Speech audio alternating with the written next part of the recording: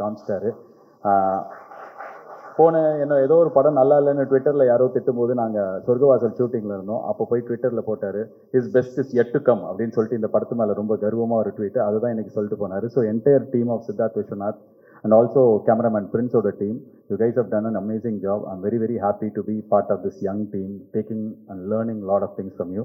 And cameraman Prince பற்றி சொல்லணும். அவர் வந்து பாம்பேயில் வந்து சாண்டா அப்படின்ற ஒரு பெரிய கேமராமேன் இருக்கார். அவரோட அசோசியேட்டாக இருந்து ஃபர்ஸ்ட் படம் நான் நடித்து என்னோட படத்தில் ஃபோட்டோகிராஃபி ரொம்ப ரொம்ப சூப்பராக இது வரைக்கும் நான் பண்ண படத்துலேயே இருந்தது இந்த படம் தான். அண்ட் இந்த படத்துக்கு அப்புறம் உங்களுக்கு நிறைய பெரிய வாய்ப்புகள் வரும். அண்ட் ரொம்ப கூலாக சில்லாக பயங்கர அசால்ட்டாக ஒரு பெரிய வேலையை எப்படி பண்ணணும்னு அவர்கிட்ட இருந்து கற்றுக்கிட்டேன். அவங்களுக்கு என்னோடய வாழ்த்துக்கள். அண்ட் இந்த படத்தோட எடிட்டர் செல்வா, அவர் கூட நான் வந்து எல்கேஜி ட்ரெய்லருக்கு ஒர்க் பண்ண ஆரம்பித்தேன். எல்கேஜி, மூக்குத்தி அம்மன், வீட்டில் விசேஷம், சிங்கப்பூர் சலூன், இப்போது இது அவர் கூட நான் பண்ணுற 5ஆவதோ 6ஆவது படமோ.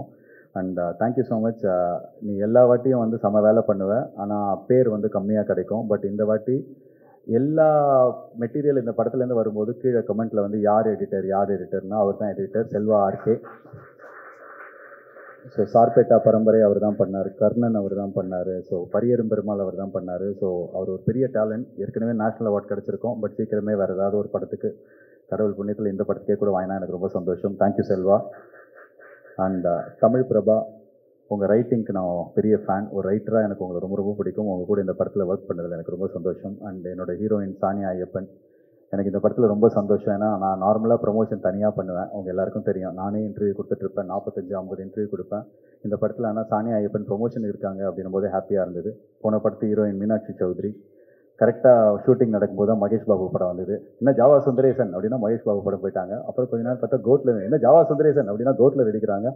அப்போ என்கிட்ட கேட்டாங்க, எப்படி இருக்கு உங்களுக்கு? நாங்கள் ப்ரொமோஷன் வரமாட்டாங்கன்னு பயமாக இருக்குன்னு.